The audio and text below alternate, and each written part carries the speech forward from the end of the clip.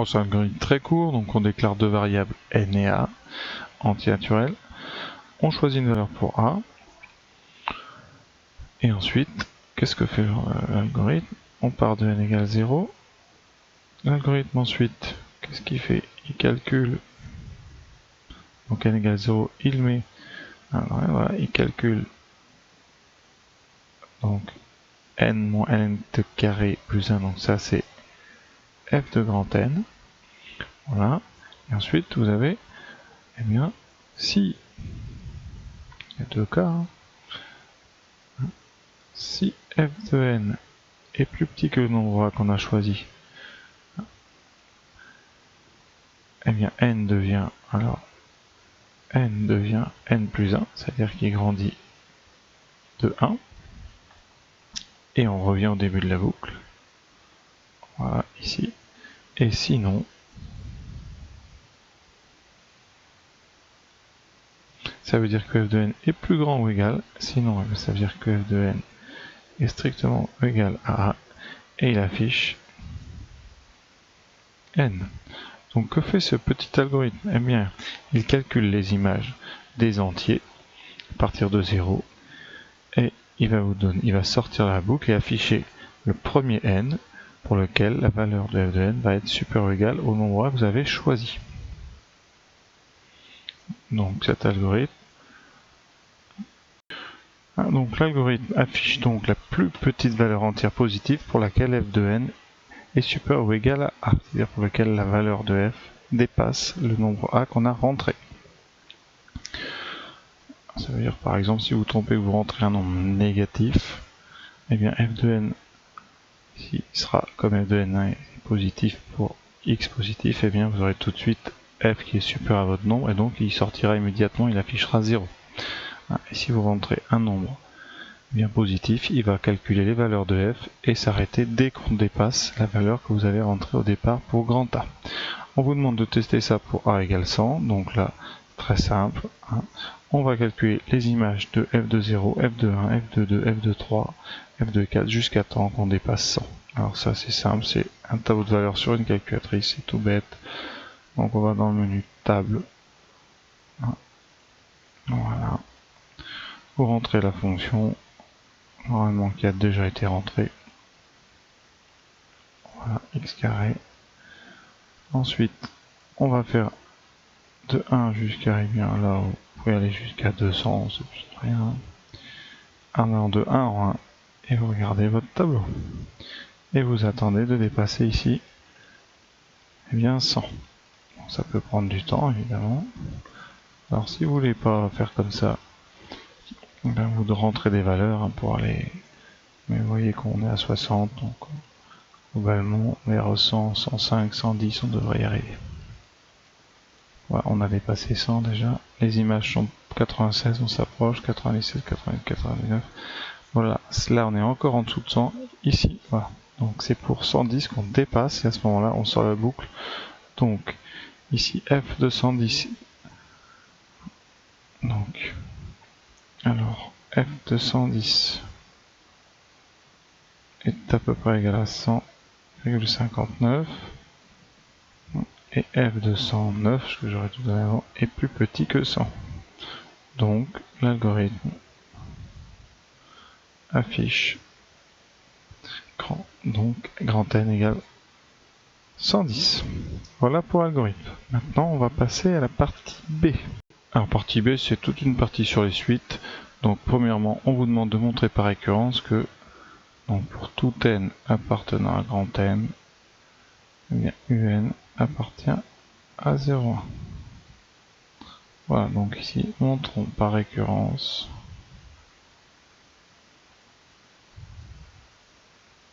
sur n que le point, on a ça. Alors, donc c'est comme d'habitude, initialisation. Ensuite, on aura hérédité. Hérédité. Et ensuite, vous aurez conclusion. Donc, initialisation ici, ben, c'est pour n égale 0.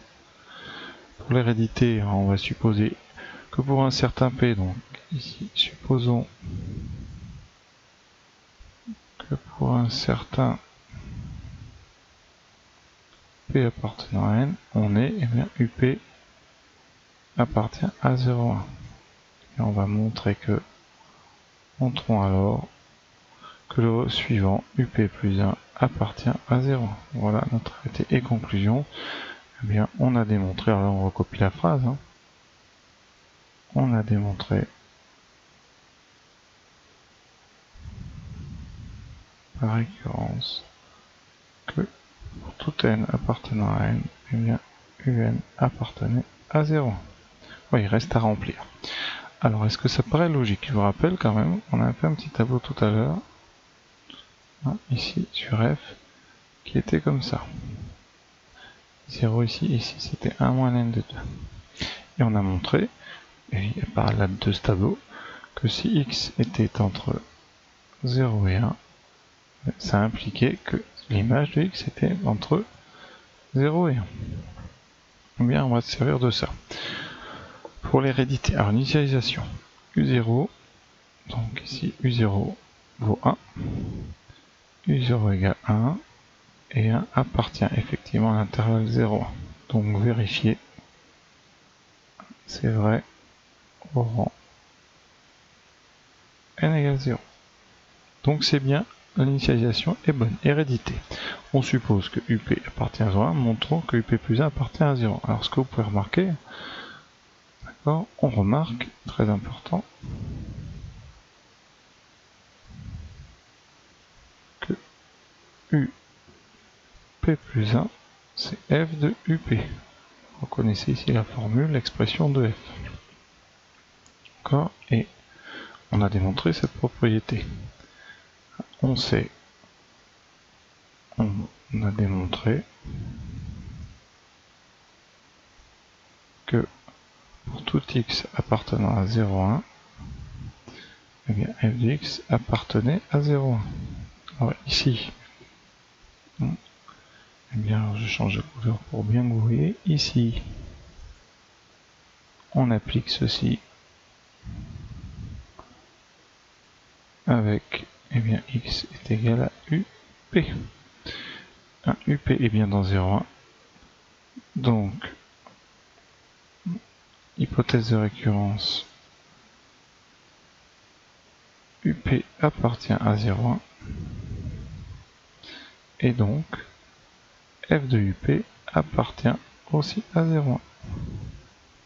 Conséquence, donc UP plus 1 appartient à 0,1, hérédité démontrée.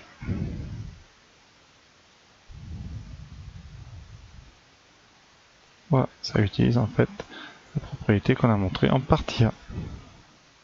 Conclusion, eh bien l'initialisation est bonne, à partir de 0, l'hérédité est démontrée, et donc on a bien la propriété qui est vraie, quel que soit n. Voilà, donc très important ici, c'était surtout vraiment de rappeler la propriété qu'on avait démontrée en partie A. Alors vraiment, il faut, pour faire ce genre d'exercice, bien essayer de trouver le lien entre les deux parties. Elles n'étaient pas indépendantes et il fallait vraiment trouver un petit peu comment utiliser ce qu'on avait vu en première partie. Pensez-y toujours à relire un petit peu la partie A quand vous êtes bloqué. Alors la question 2, étudier les variations de la suite UN. Alors il faut donc trouver le signe, donc étudions le signe de UN plus 1 moins U de N. C'est la méthode classique, alors on regarde un petit peu. Dans le texte vous avez UN plus 1 ici. Donc UN plus 1 moins U de N. C'est donc UN moins ln de UN carré plus 1, ça c'est UN plus 1, et vous devez soustraire UN. Qu'est-ce qui va vous rester? Les UN s'annulent entre eux, il vous reste moins ln de UN plus 1, UN carré plus 1. D'accord? Or, eh bien, quel que soit n, UN carré plus 1 est toujours strictement, donc supérieur ou égal à 1, donc strictement positif. D'accord? Alors, on va prendre le logarithme, donc ce qui nous intéresse c'est que c'est supérieur ou égal à 1, donc on n'a pas besoin ici de supérieur ou égal à 0. Donc, ln de un au carré plus 1 va être supérieur ou égal à ln de 1. Et ça utilise la croissance de ln. C'est-à-dire que vous avez une inégalité, elle est conservée quand on compose par ln des deux côtés.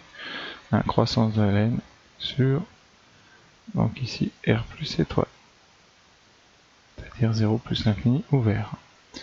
Voilà, et comme ln de 1 c'est 0, et donc, quel que soit n appartenant à n, ln de n carré plus 1 est supérieur à 0. Par conséquent, on a montré que pour tout n appartenant à n, un plus 1 moins un, comme c'était moins, eh bien c'était négatif. Voilà. Alors, si vous voulez vraiment le dire, ici, donc pour tout n appartenant à n, moins ln de un au carré plus 1 est négatif ou nul. Donc voilà, très important.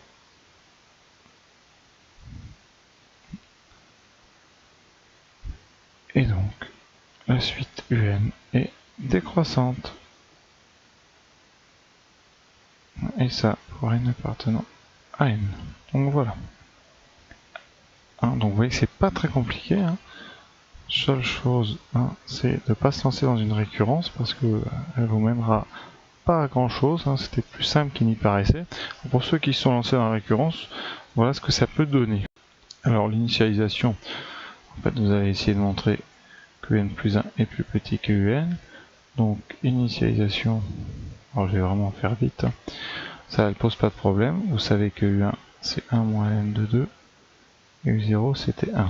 Donc on a bien u1 qui est plus petit ou égal à u0. Ça posait pas de problème. Alors pour l'hérédité, on suppose que up plus 1 est plus petit que up pour un certain p, voilà. Et vous devez montrer, eh bien on veut montrer que up plus 2 est plus petit que up plus 1. Et ça c'est pas facile, parce que la seule chose que vous avez c'est ça. Donc vous allez par exemple remplacer ici up plus 2, et donc vous allez être embêté. La seule façon de vous en sortir, ça sera d'utiliser la définition ici, et vous allez montrer que up plus 2 moins up plus 1 vaut tout simplement up plus 1 moins ln de up plus 1 au carré plus 1 moins up plus 1. Alors certains ont remplacé, c'est là que ça devient un peu maladroit, mais bon. Certains ont remplacé ici up plus 1 par up moins ln de up au carré plus 1. D'accord, donc là vous avez up plus 1 moins ln de up plus 1 au carré plus 1 moins up plus ln de up au carré plus 1, et vous voyez que ça devient, on ne peut pas vraiment s'en sortir, c'est pas du tout. Donc c'était un peu une impasse. La seule chose vraiment qu'il fallait remarquer, c'est que qu'il y avait un lien ici et que la soustraction, vraiment là vous aviez un plus 1 moins un qui valait moins ln de un carré plus 1. Alors c'est pas évident parce que si vous ne voyez pas, vous pouvez passer beaucoup de temps à tester cette récurrence qui était un peu une impasse. Donc la prochaine fois, il faudra bien regarder les textes. Alors à noter que dans la question, de plus en plus, quand il y a des récurrences, on vous les indique. Donc peut-être, avant de vous lancer dans des récurrences, vraiment regardez surtout bien les textes. Est-ce que vous pouvez pas faire sans, parce que quand même on essaie de vous prévenir de plus en plus pour pas vous lancer dans des grandes récurrences qui se mèneraient à rien. Et vous voyez que là, certains s'y sont lancés et s'y sont un petit peu cassés les dents, donc méfiance dans des récurrences non annoncées, ou alors c'est qu'elles sont vraiment très faciles. Mais si vous commencez à vous sentir un petit peu noyé, méfiez-vous, il y a quand même de moins en moins de calculs le jour des épreuves. Voilà, pour ceux qui avaient passé la question, montrer donc que la suite est convergente, ça c'était très facile, tout le monde pouvait le faire même sans avoir fait les 1 et 2. Voilà, donc la question 3, on sait que un est entre 0 et 1, donc un est minoré par 0 et majoré par 1. Donc là vous avez deux choix. Pour ceux qui ont fait la question d'avant, vous savez, Mais sinon, là, il y a deux possibilités. Vous avez une suite ici qui est plafonnée, elle est entre 0 et 1. Donc, il y a deux options, soit décroissante, et donc c'est une suite croissante majorée, et donc elle va être convergente, et sa limite sera inférieure ou égale à 1. Vous avez comme ça quelque chose, alors c'est pas forcément 1, c'est inférieur ou égal à 1. Soit vous avez une suite qui est bien décroissante, et dans ce cas-là c'est une décroissante minorée, et elle a une limite qui est supérieure ou égale à 0. Donc, on regarde un petit peu les termes de la suite. On sait que UN est décroissante.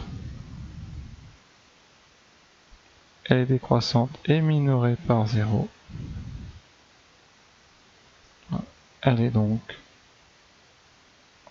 convergente.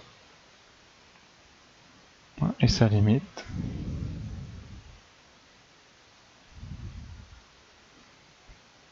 est donc forcément entre 0 et 1. Sa limite est supérieure ou égale à 0.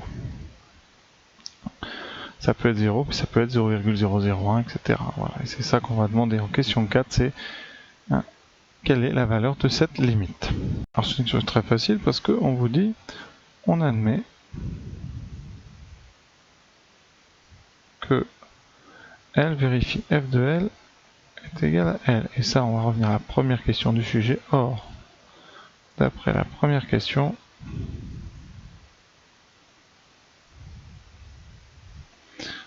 l'équation f de x égale x n'a qu'une unique solution.